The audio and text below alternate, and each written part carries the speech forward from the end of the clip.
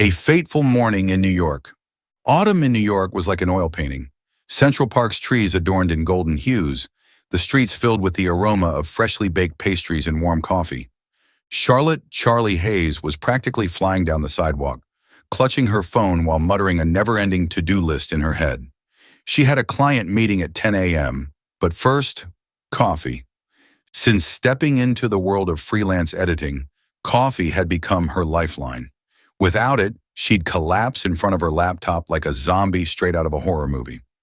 So the moment the doors of the roasted beans swung open, she made a beeline for the counter and ordered a large latte. And then, bam! Charlie crashed into a wall. No, not a wall.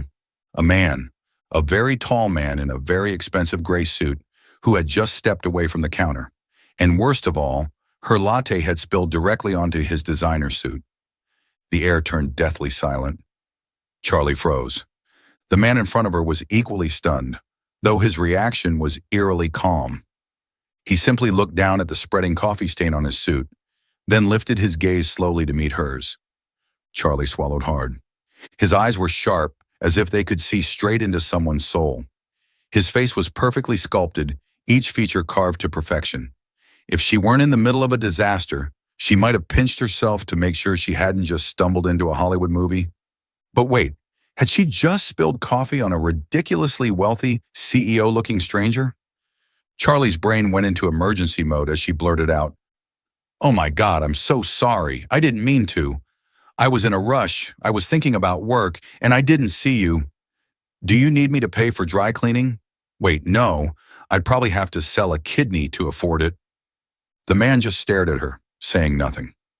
After a few agonizing seconds of silence, he reached into his pocket and pulled out a spotless white handkerchief. Not to wipe his suit, but he handed it to her. Charlie blinked, her brain short-circuiting. "Why are you giving me this? Wipe your hands." His voice was deep and smooth, yet as cold as an Alaskan winter. Charlie gaped. Aren't you the one who actually needs it?" The man raised an eyebrow as if she had just asked a ridiculously obvious question. "I don't use other people's handkerchiefs." That made her pause. "Then, why are you giving it to me?" "Because I also don't like watching someone fumble around, unable to handle a situation properly." "What?" Charlie was speechless. She was the one who had ruined his suit, yet somehow he was acting like she was the one who needed help. "Do you even hear yourself?" she muttered, then instantly regretted it when his ice-cold gaze flicked back to her. Not wanting to escalate the situation into an expensive lawsuit, she quickly grabbed the handkerchief, wiped her shaking hands, and bolted out of the cafe. She had no idea that this bizarre encounter was only the beginning. 3 days later, when Charlie thought she had dodged a bullet, a different suit-wearing man appeared at her doorstep. He looked like he had just stepped out of a high-end legal drama, his expression composed, his glasses pristine. "Miss Hayes!" Charlie frowned. "Who is this guy?" "I am Richard Kensington, legal representative of Mr. Theodore Blackwood." Her jaw dropped. "Wait, who?" "Mr. Theodore Blackwood. Do you recall 3 days ago at the Roasted Bean?" "Hold on, he's not suing me, is he? I already apologized. I didn't mean to spill coffee on him." Richard remained utterly calm. "No, Mr. Blackwood has no intention of suing you. Quite the opposite. He has a proposal." Charlie's eyes narrowed. "What kind of proposal?" Richard handed her a thick document. "A 1-year marriage contract with Mr. Blackwood." Her brain short-circuited. What?" Richard adjusted his glasses smoothly. "Mr. Blackwood requires a wife in order to fulfill a clause in his late grandmother's will. If he does not marry within the year, Blackwood Industries will fall into the hands of his cousin." Charlie cut in. "Let me guess. Some reckless gambler or a supercar-obsessed playboy?" "Close. He has an unusual passion for investing all of his assets into parking lots." Charlie blinked. "Parking lots?" "Yes, he plans to build 100 parking lots across New York City." "Dear God, this world is insane." Richard continued, "Mr. Blackwood refuses to be trapped in a political marriage or be forced into an engagement with some wealthy heiress. So he chose you. No scandals, no ulterior motives, and what? Richard hesitated before saying, he claims that you have the ability to talk so much you could make a man choke on his drink. Charlie, Theo Blackwood, you are so dead. After an entire night of weighing the pros and cons, Charlie found herself listing the benefits of this ridiculous arrangement. $1 million, enough to pay off her debts, support her younger brother's education, and even buy a decent apartment. Full sponsorship for her brother, which was worth more to her than money. A once-in-a-lifetime story to tell. So the next morning she stood in front of Theo Blackwood once again, but this time she deliberately spilled coffee on his suit, on purpose. I accept. Theo blinked, looking down at his ruined suit, then back at her. For the first time his lips curved into the slightest smirk. And just like that, a marriage contract between an icy billionaire and a woman who could talk people into choking officially began. Hello, Soul Stories family. I hope you're all doing well. May God bless you with love, joy, and peace. I pray your days shine bright, your burdens ease, and your dreams come true. How did our last story touch you? Share your thoughts in the comments. I truly value them. You're more than subscribers, you're family. Your presence means the world to me. Don't forget to subscribe to our channel to become part of the Soul Stories family. If anyone ever believed that weddings were sacred moments, where the bride and groom gazed into each other's eyes under the soft glow of candlelight, they had clearly never witnessed the wedding of Theodore Blackwood and Charlotte Hayes. No dazzling diamond ring, no emotional vows, no romantic violin playing in an elegant ballroom. Instead, they got married in a legal office, with a bored clerk chewing gum while typing sluggishly on a keyboard. Charlie tilted her head, feeling as if she were signing a loan contract rather than getting married. The man before her, her husband in legal terms, sat rigidly in his black suit, exuding a sharp yet emotionless aura that was as frustrating as it was intimidating. He signed the marriage certificate as though he were finalizing a business transaction. No hesitation, no sentiment. Does being your wife come with a VIP membership at any fancy restaurants? She blurted out, breaking the tension. Theo frowned slightly, but before he could respond, Richard Kensington, his ever-composed lawyer, smoothly interjected, in fact, Miss Hayes, you will have unlimited access to all restaurants owned by the Blackwood Group. Charlie's eyes lit up, her inner self screaming, at least there's one real benefit in this marriage. She quickly signed, while Theo watched her with a confused expression. Had she just gotten more excited about free meals than about marrying him? Something inside him stirred, an odd feeling he couldn't quite place, but in the end, he simply adjusted his cufflinks, reminding himself that this was just a contract, nothing more. Even so, he couldn't shake the strange sense of unease settling in his chest. The luxury car glided through the cobblestone streets of New York, carrying a woman still in shock from marrying a billionaire. Charlie leaned back in the seat, staring out the window, processing everything that had happened in the past few hours. Meanwhile, Theo sat at a safe distance, maintaining his usual calm demeanor. But if someone looked closely, they would notice his fingers lightly clenching his suit fabric, as if he were trying to suppress an unfamiliar feeling. When the car finally stopped before an enormous mansion, Charlie's jaw dropped. Don't tell me this is your house? Theo, still focused on his phone, responded flatly, where else? Charlie could hardly believe it. The mansion was so massive, she was sure she could get lost inside. As soon as she stepped into the grand entrance, a wave of cold emptiness washed over her. Not from the temperature, but from the atmosphere. Everything was perfect, but also soulless. You actually live here alone? Theo nodded, not thinking much of the question. Charlie frowned slightly, a strange pang of discomfort settling in her heart. Living alone in this castle-like mansion, with no family, no friends visiting. Suddenly, she felt a little sorry for him, but then she glanced at him again, still as emotionless as a statue, and quickly shook her head, reminding herself, don't get soft, Charlotte. This is a contract marriage, not a romantic fairy tale. Even so, she secretly gave nicknames to different rooms in the mansion to make it feel less intimidating. Living room. The cold cave, because it was ridiculously spacious but eerily empty. Theo's office, the Museum of Silence, because she could already tell no one dared to make noise there. Kitchen in the untouchable sanctuary, because she just discovered that Theo didn't cook. When she casually asked, "Do you ever cook for yourself?" Theo replied, completely unashamed, "Why would I cook when I have a chef?" Charlie folded her arms, smirking. "Wow, you're literally the textbook definition of a cold billionaire in every drama series." Theo shrugged, not denying it. But one thing he couldn't understand was why, when he was around this woman, he always felt like he was being teased. Newlywed struggles when two worlds collide. Living together quickly turned into a never-ending battle, the war of noise. Theo loved silence. Charlie loved EDM, loud EDM. One morning, Theo was in an important online meeting with his board of directors when suddenly from the next room, "Turn down for what?" Boom! The entire meeting room froze. The CFO choked on his coffee, and the company lawyer mysteriously lost connection. Theo stood up abruptly, storming into Charlie's room, his expression dark as a thunderstorm. "Off!" Charlie, still typing on her laptop, simply shrugged. "No can do. I'm in my creative zone." 1 second later, Theo unplugged her speaker. "Charlie." Charlie gasped, glaring at him, while Theo calmly walked away, leaving behind a furious editor whose beloved EDM playlist had just been stolen. The midnight meal battle.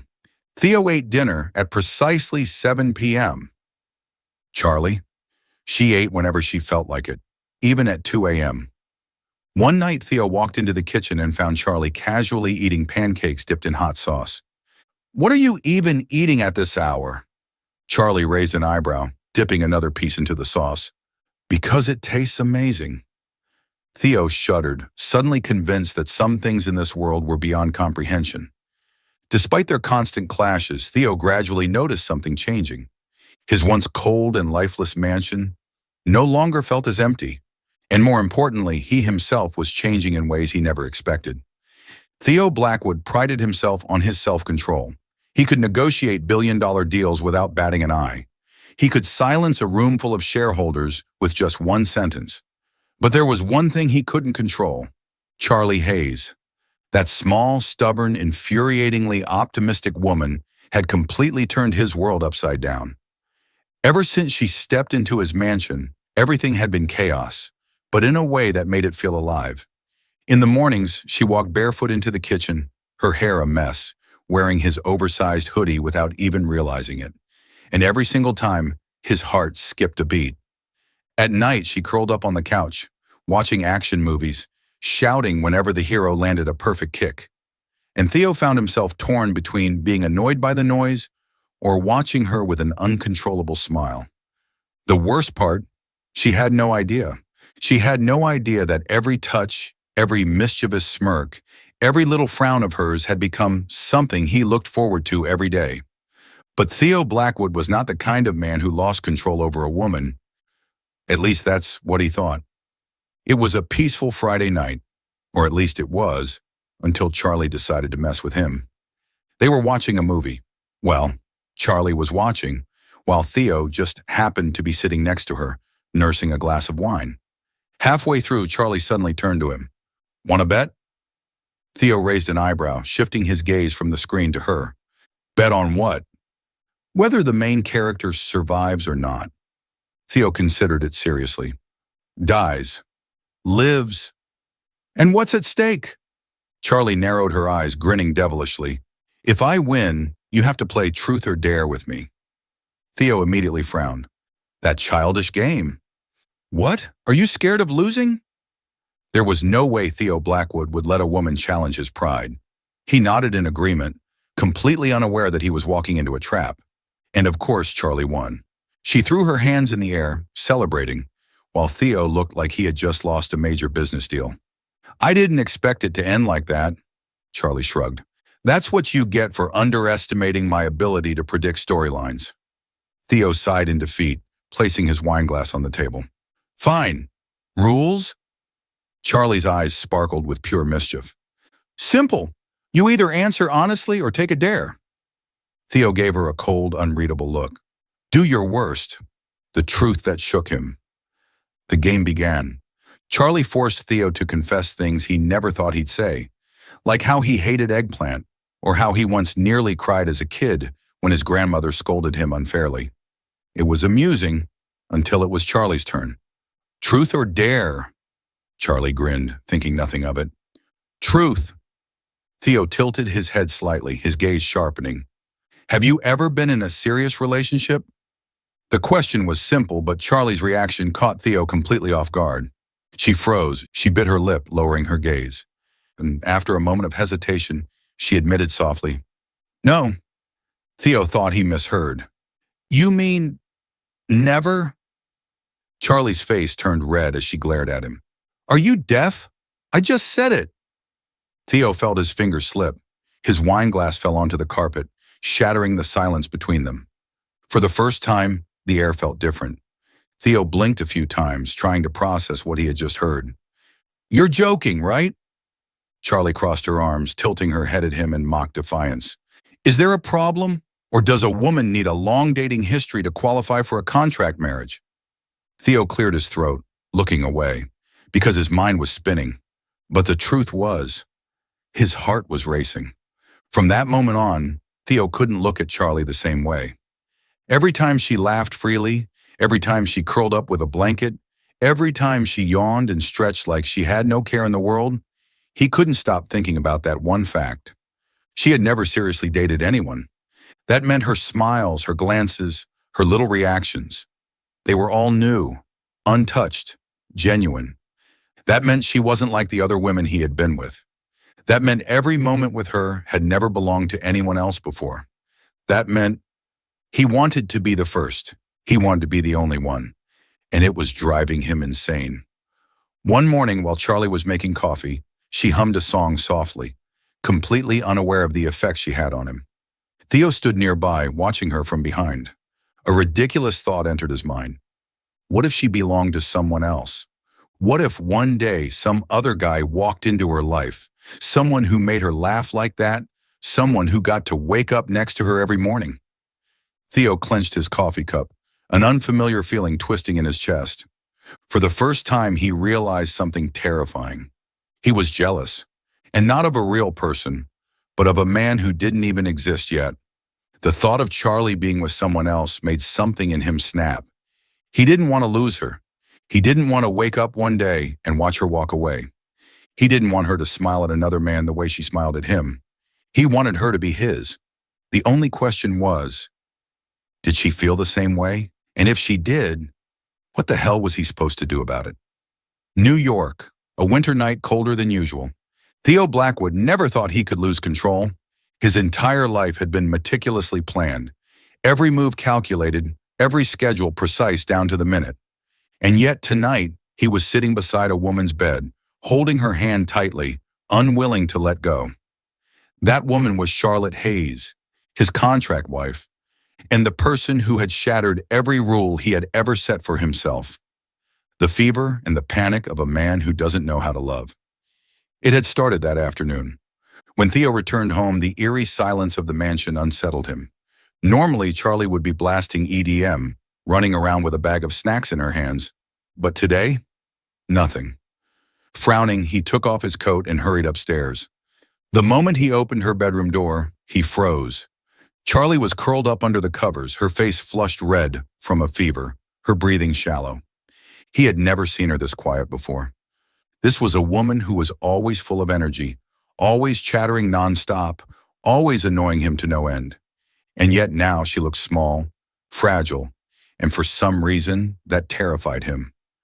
Theo rushed to her side, placing a hand on her forehead. The burning heat made his chest tighten. "Charlie!" His voice was hoarse with worry. Her eyelids fluttered open slightly, her gaze hazy as she looked at him. "Oh, you're home," she whispered, attempting a weak smile. That smile made something twist painfully inside him.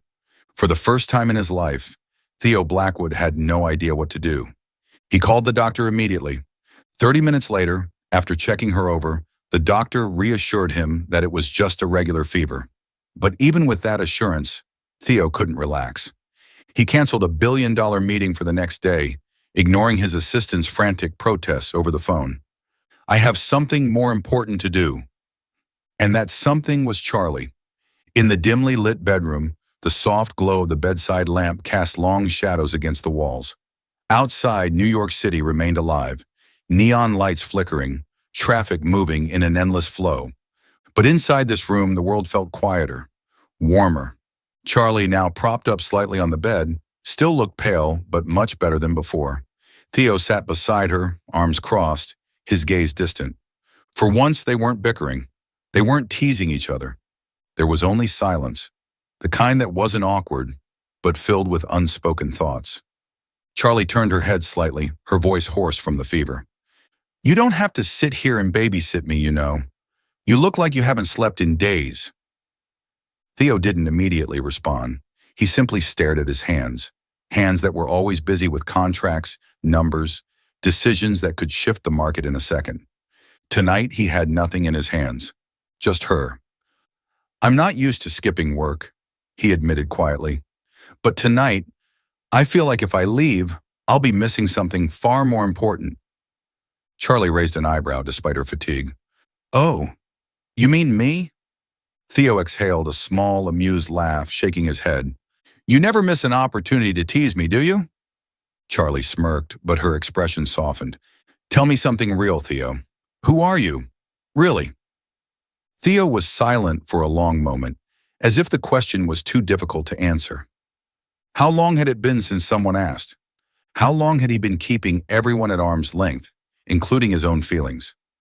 I'm the only son of the Blackwood family, he finally said, his voice low, steady.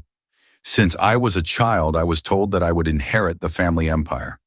There was never a choice, no room for mistakes, no chance to say no. Charlie listened intently, not interrupting. I don't even remember the last time I was truly happy, Theo admitted with a hollow chuckle.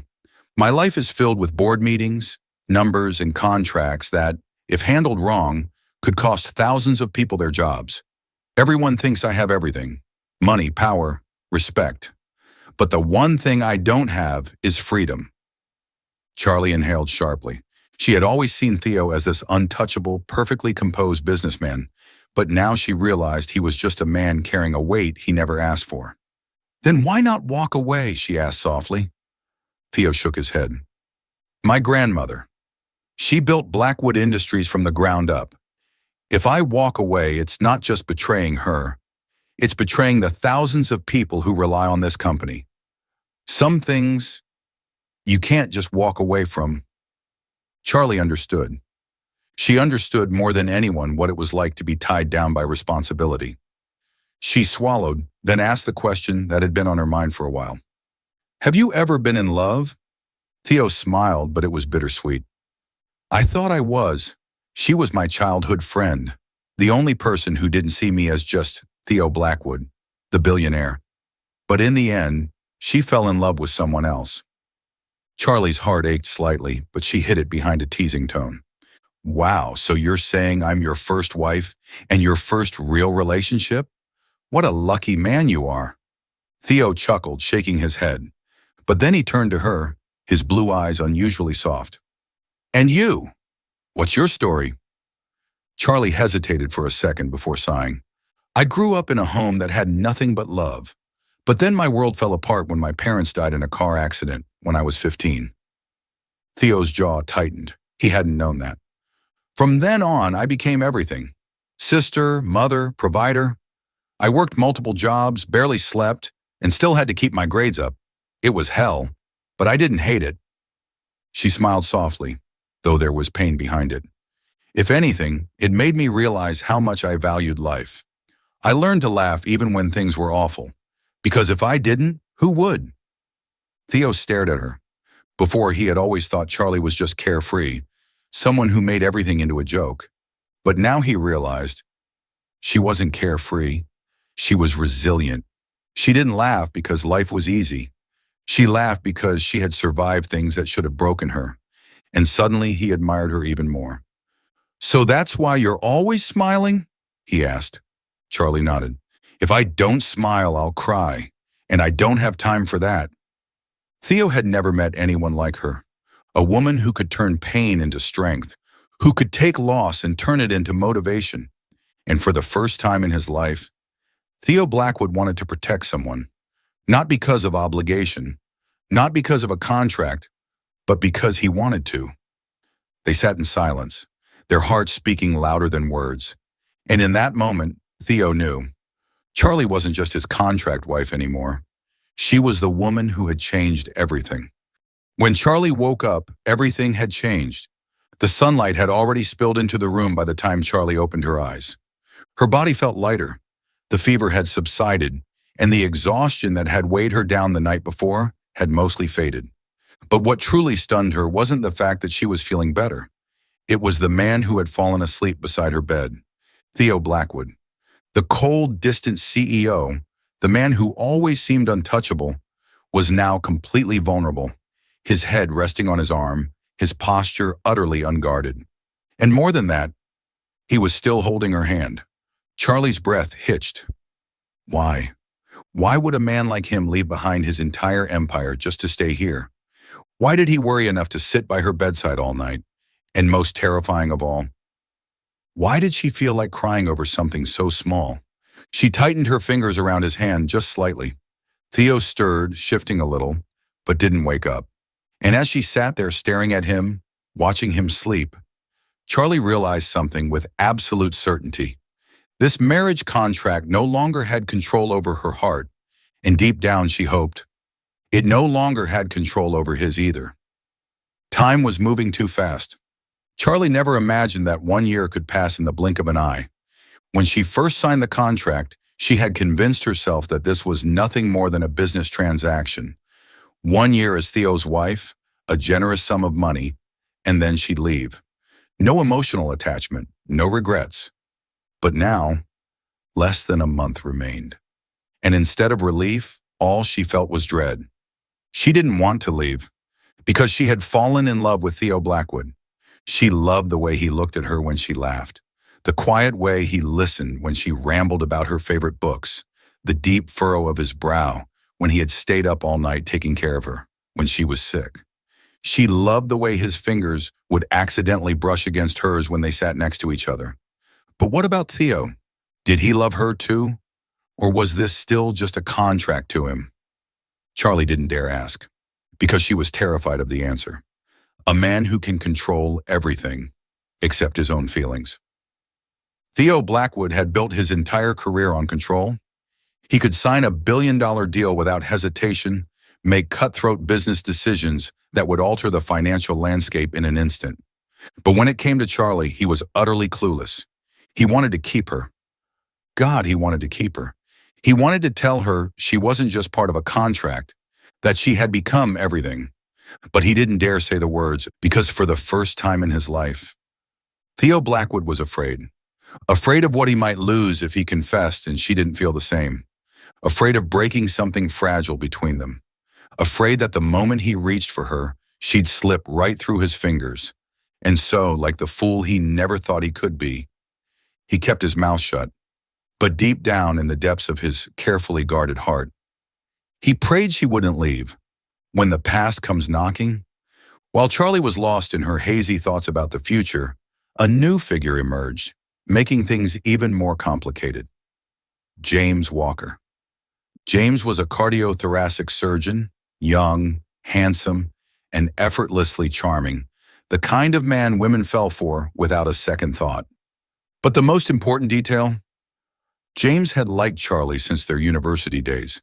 They had been classmates, but back then, Charlie had been too busy juggling jobs, taking care of her younger brother, and surviving day by day to pay attention to romance. Now, years later, James had returned, and this time, he wasn't hiding his feelings anymore. Have you ever thought about being with someone not because of a contract, but because of real love? James asked one evening as they sat across from each other in a quiet cafe. Charlie froze for a moment. Real love? She had thought about it, but her heart had long belonged to someone else. James held her gaze, his voice steady. Charlie, if you ever need someone to love you for real, I'm right here. She let out a soft laugh, but inside she was conflicted.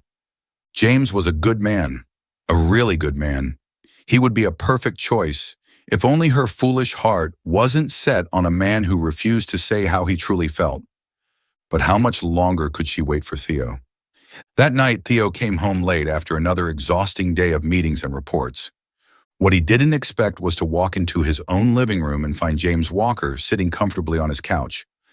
Across from him, Charlie was holding a bouquet of vibrant red roses. Theo stopped dead in his tracks. For the past year, he had never seen Charlie receive flowers from anyone else. The only bouquets she ever got were the ones he sent her, whether out of obligation to his grandmother or some unspoken instinct he refused to acknowledge. But now another man had given her flowers. And worst of all, she was smiling at him, the same radiant, teasing, warm smile that she usually reserved for Theo. A sharp, unfamiliar pain twisted in his chest. Before he realized it, his grip on his whiskey glass had tightened. "Oh, look who's home, my husband." Charlie turned to him, her tone playful, but there was a flicker of something else in her gaze, something that told Theo she was watching his reaction. James stood up, offering his hand in greeting. "Nice to meet you. I'm James Walker, an old friend of Charlie's." Theo stared at him. The handshake was polite, friendly, even respectful. But Theo didn't want to shake his hand. Because this man had walked into his house, sat on his couch, brought flowers for his wife. What kind of old friend did things like that? But Theo Blackwood wasn't the kind of man to let his emotions spill out easily. He kept his face unreadable, shaking James's hand with the bare minimum of politeness, but saying nothing. Charlie watched them, her lips curling slightly as if she found something amusing. "What's wrong?" She tilted her head, her tone laced with teasing. "It's not like I'm yours forever." Theo felt like he had been punched. Right. The contract was ending. She wasn't going to be his wife anymore. This would all come to an end. He wouldn't see her every morning, wouldn't hear her nagging him about skipping meals, wouldn't find her dancing in the kitchen while blasting music at 7 a.m. She would leave, and someone like James would get to be with her. Theo couldn't stand the thought. Charlie noticed his silence. She knew what he was thinking, but she wasn't sure if he would ever have the courage to say it out loud.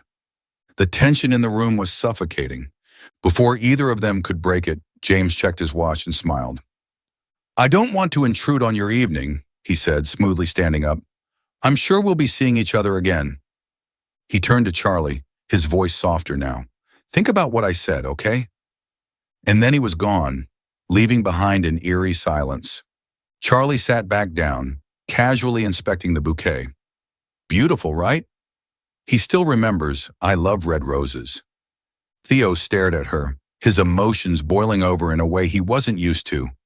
He wanted to rip those flowers out of her hands. He wanted to tell her she didn't need them. He wanted to tell her she didn't need anyone else. But instead, his voice came out colder than he intended. "Do you like him?" Charlie paused. She set the bouquet down, meeting his eyes head on.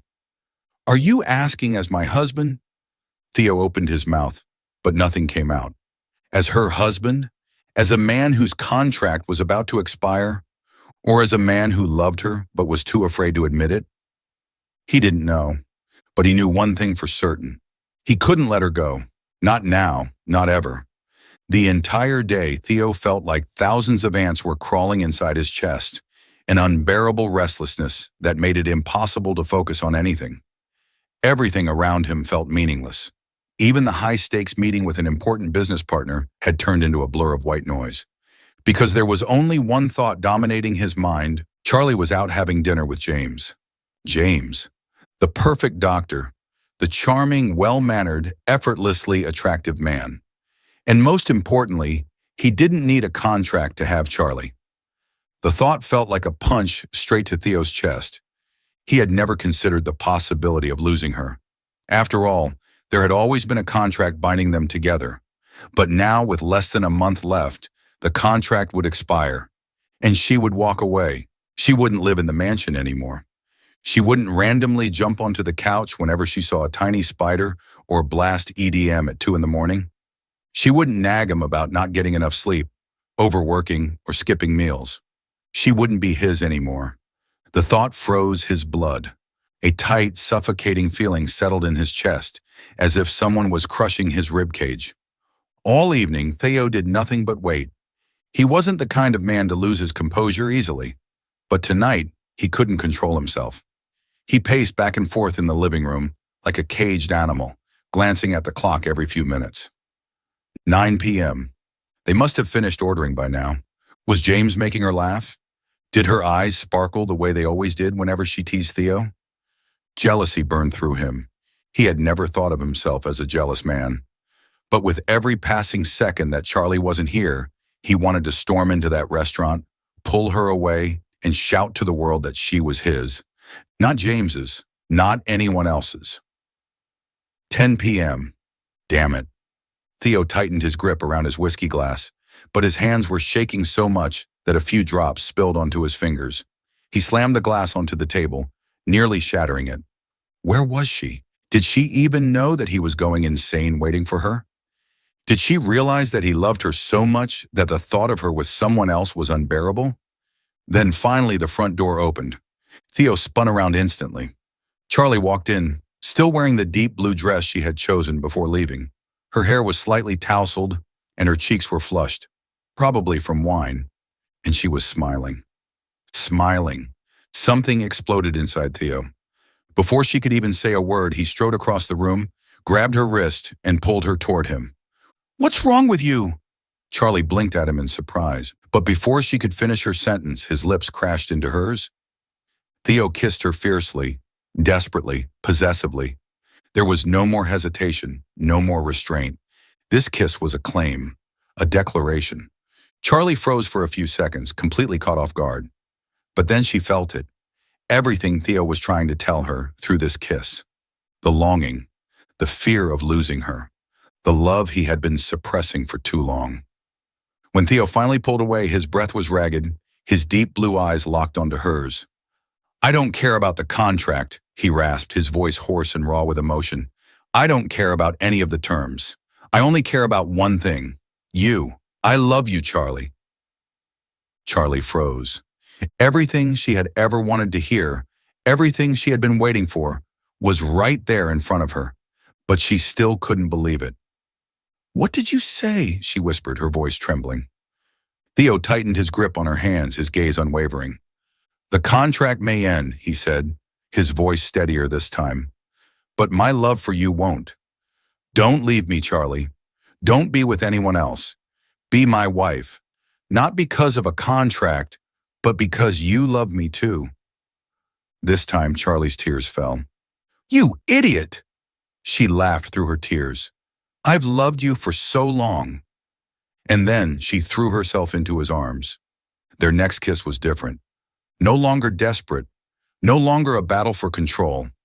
This time it was pure, deep, and full of understanding. Theo scooped her up into his arms, carrying her effortlessly toward their bedroom.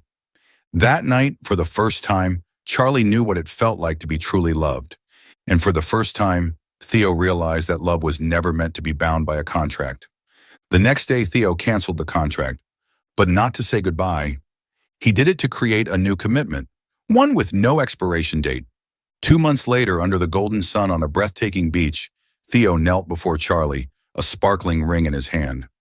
"I once thought I would spend my entire life alone," he said, his voice steady but filled with emotion. "But you changed everything. Charlie, will you marry me, not because of a contract, but because of real love?" Charlie laughed through her tears. "Yes, you idiot, I will." They had a real wedding, surrounded by family and friends. No more contracts, no more terms, no more expiration dates, only love. 6 months after their wedding, on an early morning, Charlie walked toward Theo, holding a small white stick in her hand. "Theo," she called softly. He looked up from his newspaper, his expression instantly filled with concern. "I have news." She smiled, tears shimmering in her eyes. "I'm pregnant." Theo stared at her.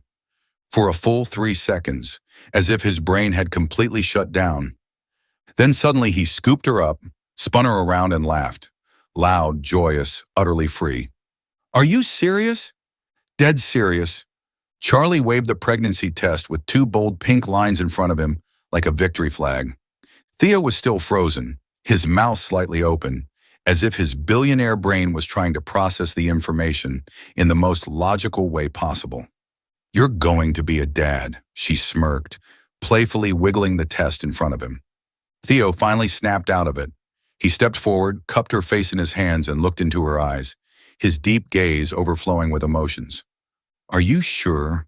he asked, his voice barely above a whisper. Charlie raised an eyebrow. "Where do you think I got these 2 pink lines from? A lottery ticket?" Theo chuckled before pulling her into the tightest embrace, holding her as if she might disappear if he let go. "I can't believe it. I'm going to be a father. My God, I'm really going to be a father." Charlie gazed up at him, her lips curving into a mischievous smile. "That's right. And you know what that means." Theo stepped back slightly, narrowing his eyes in suspicion. "What do you mean?" Charlie crossed her arms, feigning seriousness. "Do you remember the terms in our contract?" Theo blinked. "What?" She sighed dramatically before speaking slowly and deliberately. "The clause that says when the contract ends, you owe me $1 million?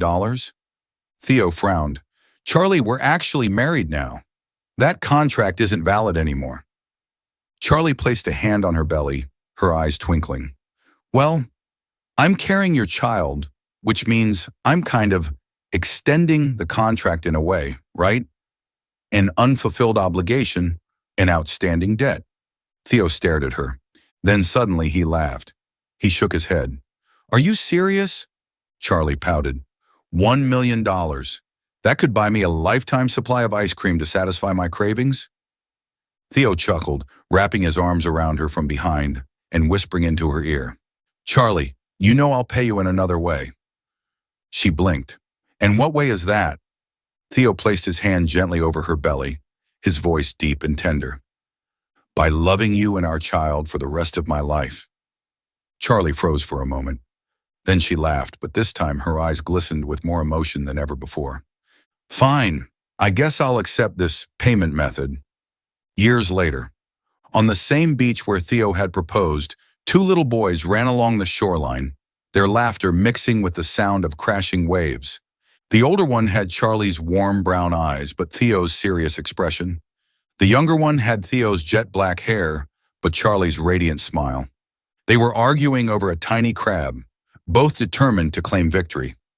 Charlie stood at a distance, watching them with a soft, contented smile. Theo stepped behind her, wrapping his arms around her waist and whispering in her ear. "You know, I never actually paid you that $1 million. Charlie leaned into him, grinning. "It's okay. I think I've already made enough interest." They stood there by the ocean, watching their sons play under the golden sunset. No contracts, no clauses, no expiration dates, only love.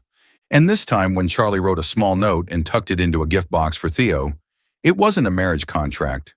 It was just a simple sentence: "Our love has no expiration date." Thank you for following our story. Did this story touch your heart? Leave a comment below. If you enjoyed the story, don't forget to like, share, and subscribe to our channel.